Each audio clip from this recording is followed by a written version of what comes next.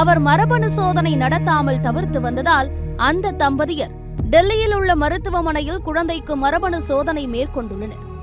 அதில் குழந்தையின் மரபணு வேறு ஒருவருடையது என்பதை அறிந்து அதிர்ச்சியடைந்துள்ளனர்.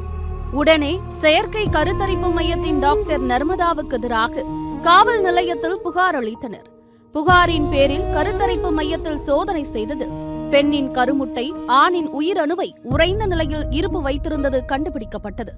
மேலும் அங்கு கைப்பற்றப்பட்ட ஆவணங்கள் மூலம் இந்த மையத்திலிருந்தே கருமுட்டை ஆணின் உயிரணுவை சேகரித்து நாடு முழுவதும் விற்று பல கோடிகளில் புரண்டது தெரிய வந்தது.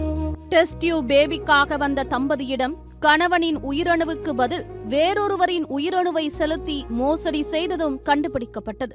யாசகர்களிடம் பிரியாணி மது ஆசை காட்டி அவர்களிடம் விந்தணு பெற்றது விசாரணையில் தெரிய வந்துள்ளது.